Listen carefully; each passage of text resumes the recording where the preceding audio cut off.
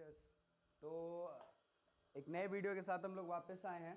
पिछले क्लास में हमने देखा था कि कैसे डिफरेंट मोड्स ऑफ न्यूट्रिशन से अलग अलग ऑर्गेनिज्म जो है अपना फूड डिराइव करते हैं, और हमने देखा था कि कैसे प्लांट जो है by the process of photosynthesis अपना खाना खुद बनाते हैं।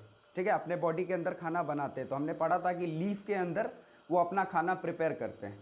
तो हमारे मन में क्यूरियोसिटी होता है कि लीफ के अंदर वो अपना खाना किस तरीके से बनाते हैं। तो मैं आपके लिए आज एक लीफ लेके ही आया हूँ। ठीक है, तो ये देख सकते हैं पत्ता है, ये इसका अपर पोर्शन है जो कि ऊपर सनलाइट की तरफ रहता है, जो कि बहुत ज़्यादा ग्रीन है, और ये लोअर पोर्शन है, नीचे वाला पोर्शन, जो कि सनलाइट के अपोजिट डायरेक्शन में, मतलब नीचे की तरफ रहता है। तो मैंने कल आपको बताया था कि स्टोमाटा के थ्रू जो है एटमॉस्फेयर से वो कार्बन डाइऑक्साइड लेता है, और जब वो फूड प्रिपेयर कर लेता है तो ऑक्सीजन जो है वो कार्बन डाइऑक्साइड में छोड़ देता है। तो आखिर वो स्टोमाटा प्रेजेंट कहाँ रहता है, कौन से पार्ट में वो प्रेजेंट रहता है? तो आप ये देख सकते हैं कि ये जो लीफ है उसका जो ये लोअर पोर्शन, नीचे वाला पोर्शन, तो ज़्यादातर स्टोमाटा जो होते हैं लीफ के वो यहीं पे प्रेजेंट होते हैं, पत्तों के स्टोमाटा यहीं पे प्रेजेंट होते हैं। ठीक है, तो जब हम इस लीफ को टीयर करेंगे या कट करेंगे, और कट करके जब उसके पार्ट को हम क्या करेंगे, माइक्रोस्कोप के अंदर ऑब्जर्व करेंगे, मतलब इस तरीके से इस पोर्शन को अगर माइक्रोस्कोप के अंदर ऑब्जर्व करते हैं तो हमें कुछ इस तरीके से एक स्ट्रक्चर दिखाई देगा। ठीक है, ये वाला स्ट्रक्चर दिखाई देगा।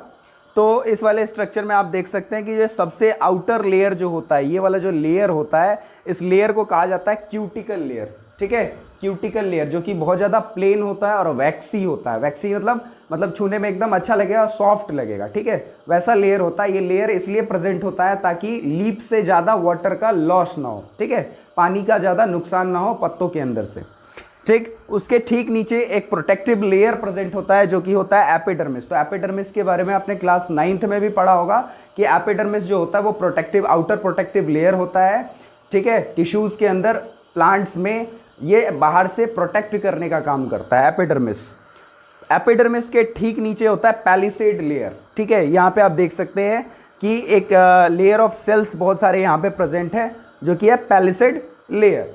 इस पैलिसेड लेयर के अंदर प्रेजेंट होते हैं क्लोरोप्लास्ट, जो कि यहाँ पे डॉटेड स्ट्रक्चर में आपको दिखाए गए हैं।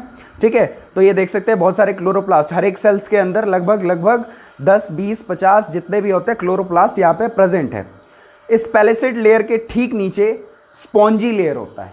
ठीक है, जिसके सेल्स जो है वो बहुत बड़े होते हैं। ठीक है, और इन सेल्स में भी मेनली जो है फूड प्रिपरेशन का काम ही चल रहा होता है। तो इन सेल्स के अंदर भी क्लोरोप्लास्ट, जो कि किचन ऑफ द सेल कहा जाता है, जिसके अंदर सेल का खाना बनता है, वो प्रेजेंट रहता है। तो ये क्लोरोप्लास्ट यहाँ पे भी प्रेजेंट है।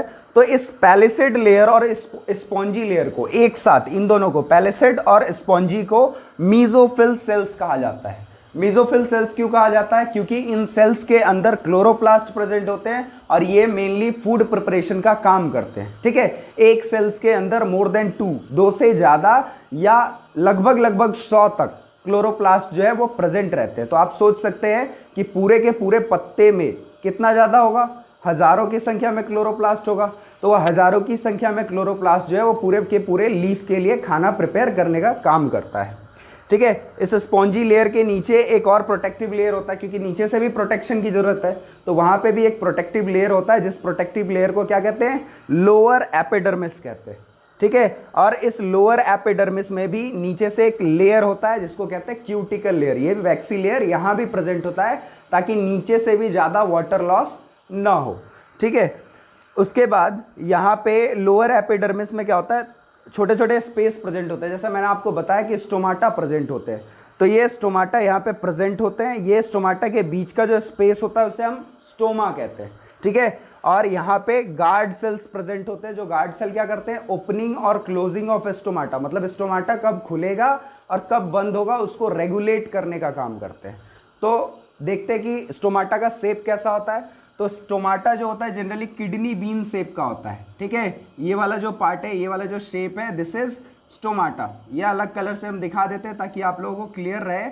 ये दोनों जो है ये स्टोमाटा है, और स्टोमाटा के बगल में ये जो है ये सेल्स, ये सारे सेल्स जो है, ये सेल्स, ये कंपेनियन सेल्स है। ठीक है, ये कंपेनियन सेल्स है। तो स्टोमाटा जो है जब इसको कार्बन डाइऑक्साइड लेना होगा उस टाइम पे ओपन हो जाएगा, जब इसको फूड प्रिपेयर करने के बाद जो ऑक्सीजन बनता है उसको रिलीज करना होगा, तो उस टाइम पे ये स्टोमाटा जो है वो ओपन हो जाता है। जब ट्रांसपिरेशन का प्रोसेस हो रहा होगा जिसमें कि प्लांट को वाटर लॉस करना होगा in the form of water vapour, तो उस टाइम पे भी ये गार्ड सेल जो है ओपन हो जाता है, ठीक है, और वहां से वाटर लॉस का प्रोसेस शुरू हो जाता है। ठीक है, तो होप आप लोग ये चीज समझ गए होंगे कि किस तरीके से ट्रांसवर्स सेक्शन के अंदर क्लोरोप्लास्ट, ठीक है, ट्रांसवर्स सेक्शन के अंदर क्लोरोप्लास्ट कहाँ कहाँ पे प्रेजेंट होता है और उसका फंक्शन क्या होता है। ठीक है, तो मिलते हैं नेक्स्ट वीडियो में, तब तक लाइक करें, सब्सक्राइब करें और मेन बात शेयर करना है ताकि इससे और अच्छा अच्छा वीडियो आते रहे आप लोगों को।